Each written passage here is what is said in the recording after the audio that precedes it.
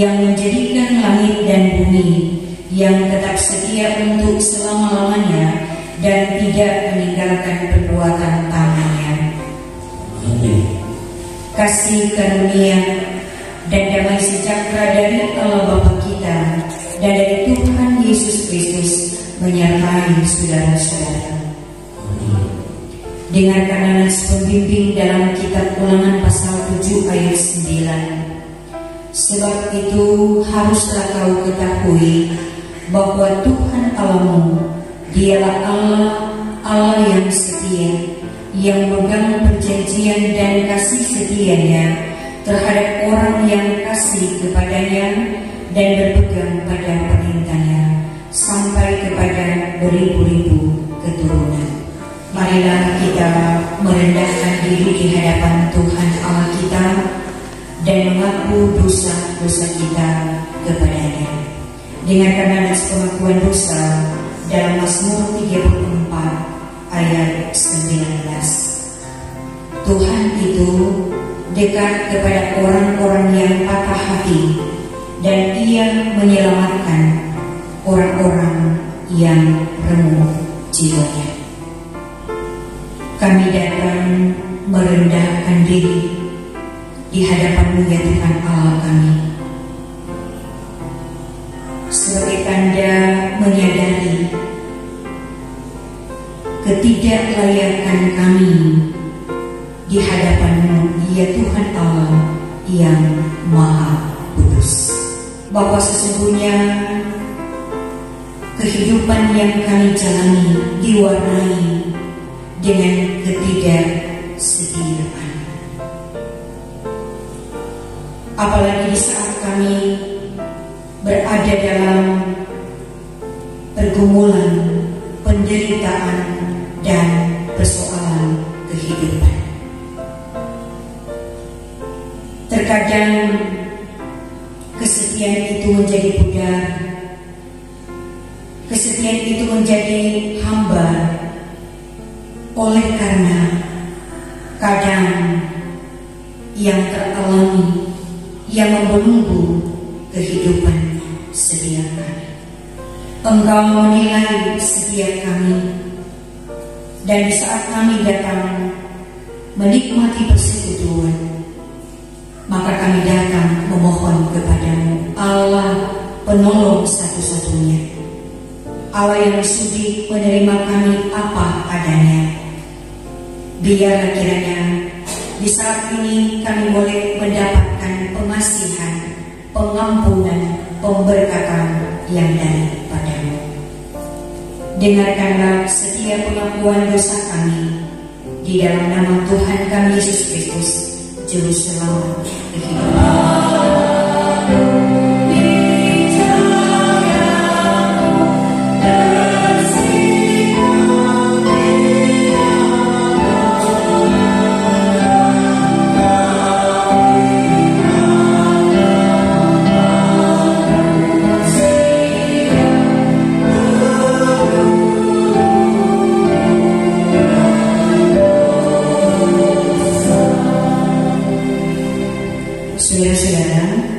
Jika seorang berbuat dosa, kita mempunyai seorang pengantara pada Bapa, yaitu Yesus Kristus yang adil.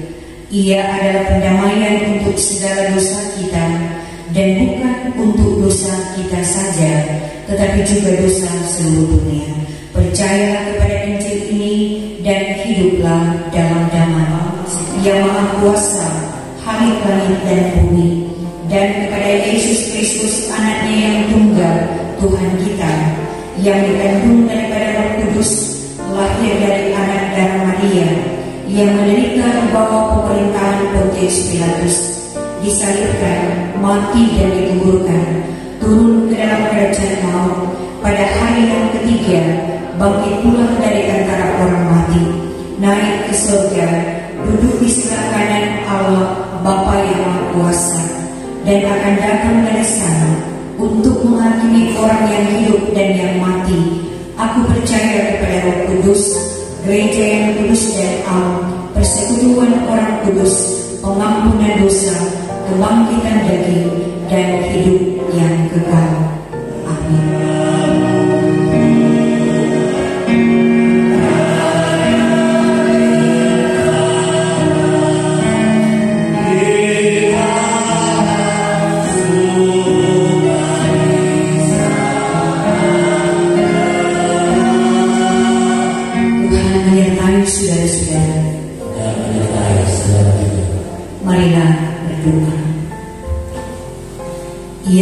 Allah sumber hikmah. Setiap kami sangat membutuhkan hikmat Allah menguasai. Di dalam kami akan membaca, mendengarkan, dan merenungkan sabda. Tuntun kami semua, ya Tuhan Allah, agar firman ini diberlakukan di dalam kehidupan kami hari lepas hari. Di dalam nama Tuhan kami Yesus Kristus yang adalah Tuhan firman hidup. Dan dituntun melalui kitab Kudus Perjanjian Lama, Kejadian pasal 39 ayat 1 sampai ayat 23. Sekali lagi dalam kitab Kejadian pasal 39 ayat 1 sampai ayatnya yang ke-23. Perikop pembacaan Yusuf di rumah Potifar. Firman-Nya tertulis demikian. Adapun Yusuf telah dibawa ke Mesir, dan Potifar, seorang Mesir pegawai istana Firaun, kepala pengawal raja, membeli dia dari tangan orang Ismail yang telah membawa dia ke situ. Tetapi Tuhan menyertai Yusuf sehingga ia menjadi seorang yang selalu berhasil dalam pekerjaannya. Maka tinggallah ia di rumah tuannya, orang Mesir itu. Setelah dilihat oleh tuannya bahwa Yusuf disertai Tuhan dan bahwa Tuhan membuat berhasil segala sesuatu yang dikerjakannya, maka Yusuf mendapat kasih tuannya, dan ia boleh melayani dia. Kepada Yusuf diberikannya kuasa atas rumahnya, dan segala miliknya diserahkannya pada kekuasaan Yusuf. Adapun Yusuf itu manis sikapnya dan elok parasnya. Selang beberapa waktu, istri tuannya memandang Yusuf dengan birahi, lalu katanya, "Marilah tidur dengan aku." Tetapi Yusuf menolak dan berkata kepada istri tuannya itu, Dengan bantuanku, tuanku itu tidak lagi mengatur apa yang ada di rumah ini, dan ia telah menyerahkan segala miliknya pada kekuasaanku. Bahkan di rumah ini ia tidak lebih besar kuasanya daripadaku, dan tiada yang tidak diserahkannya kepadaku selain daripada engkau, sebab engkau istrinya. Bagaimana mungkin aku melakukan kejahatan yang besar ini dan berbuat dosa terhadap Allah? Walaupun dari hari ke hari perempuan itu memujuk Yusuf, Yusuf tidak mendengarkan bujukannya itu untuk tidur di sisinya dan bersetubuh. Sedang dari sisi rumah itu seorang pun tidak ada di rumah. Lalu perempuan itu memegang baju Yusuf sambil berkata, "Marilah tidur dengan aku." Tetapi Yusuf meninggalkan bajunya di tangan perempuan itu dan lari keluar. Ketika dilihat perempuan itu bahwa Yusuf meninggalkan bajunya dalam tangannya dan telah lari keluar, dipanggilnyalah sisi rumah itu, lalu katanya kepada mereka, "Lihat, dibawanya kemari seorang Ibrani, supaya orang ini dapat mempermainkan kita.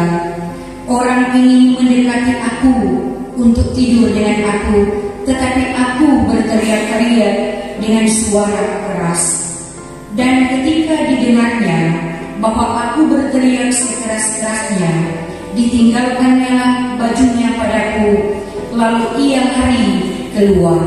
Tuhan menyertai Yusuf dan melimpahkan kasih setianya kepadanya, dan membuat Yusuf kesayangan bagi kepala penjara itu. Sebab itu kepala penjara mempercayakan semua tahanan dalam penjara itu kepada Yusuf, dan segala pekerjaan yang harus dilakukan di situ dialah yang mengurusnya. Dan kepala penjara tidak mencampuri segala yang dipercayakannya kepada Yusuf, karena Tuhan menyertai dia, dan apa yang dikerjakannya dibuat Tuhan berhasil. Sedikit jauh akan pembacaan Alkitab, ialah mereka yang mendengarkan firman Allah dan yang memeliharanya.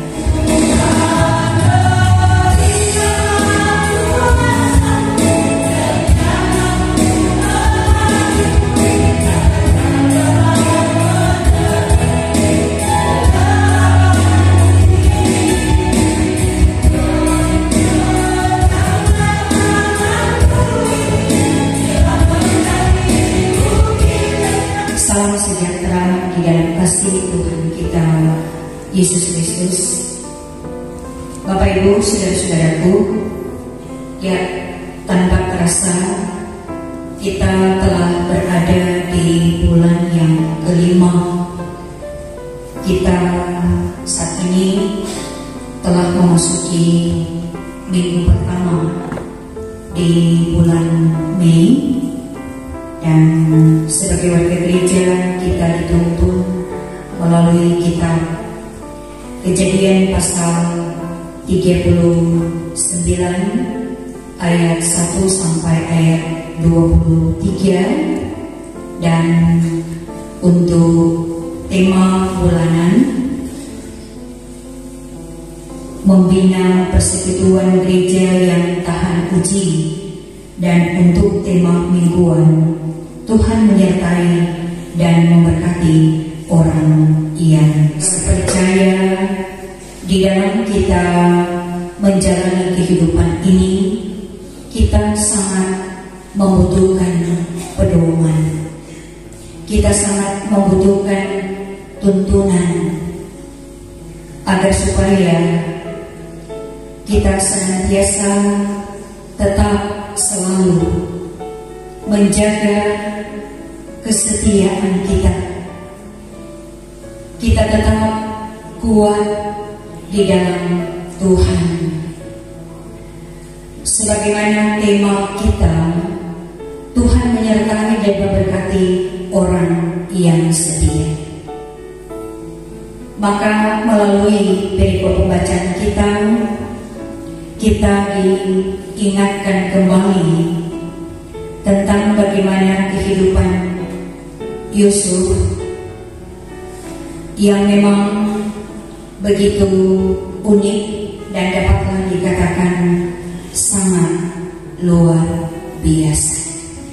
Ingat kembali tentang cerita ini,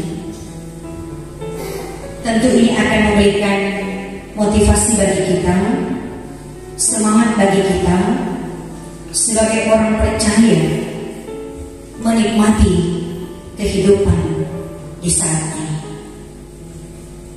Saudara-saudaraku yang dikasihi dalam Tuhan,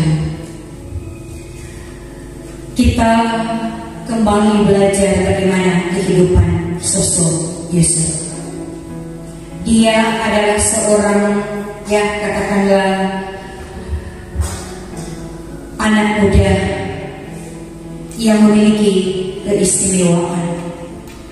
Memang di tengah-tengah kehidupan keluarganya, Yusuf ini memang sangat dikasihi oleh ayahnya. Sehingga memang ya ini pun menimbulkan kecemburuan di mata saudara-saudaranya, yang pada akhirnya memang sangat nyata. Kehidupan daripada Yusuf ini dapatlah dikatakan penuh dengan penderitaan. Ada rancangan niat jahat daripada saudara-saudaranya, yang mana dia dibuang di sumur. Bahkan masih banyak lagi modus-modus untuk membuat Yusuf ini dia menderita. Yusuf ini dia diberi kepercayaan. Kalau dikatakan ini kepercayaan penuh selain istri dari Potifar. Inilah yang mau dikatakan bahwa luar biasa.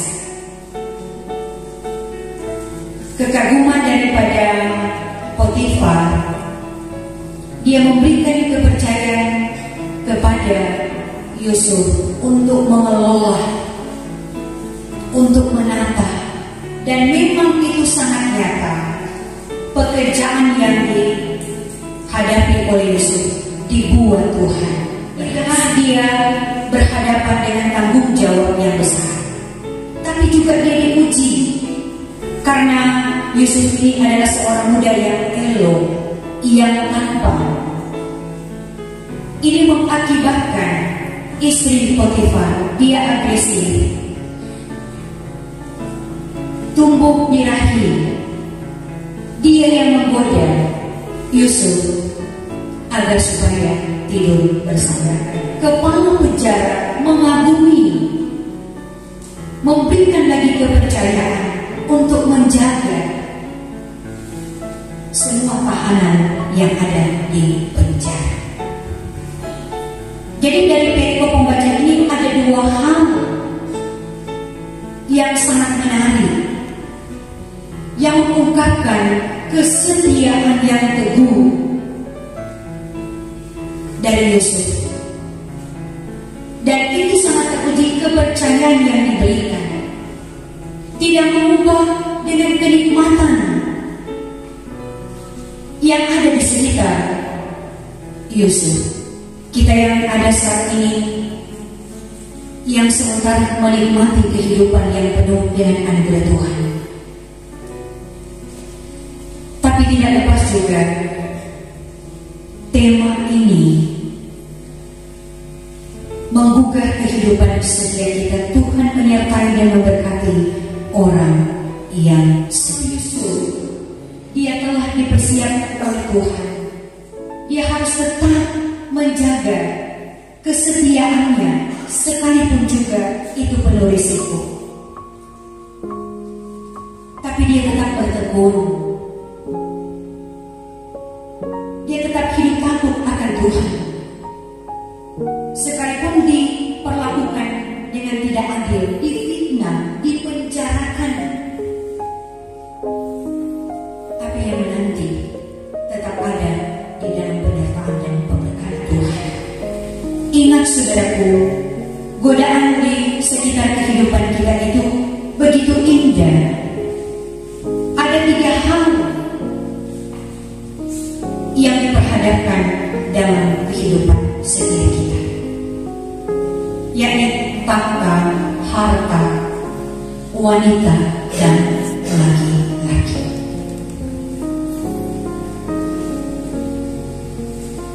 Karena saat ini di dalamnya juga orang percaya ingin hidup enak, ingin hidup nikmat, tapi pada akhirnya kita telah menjual iman kita.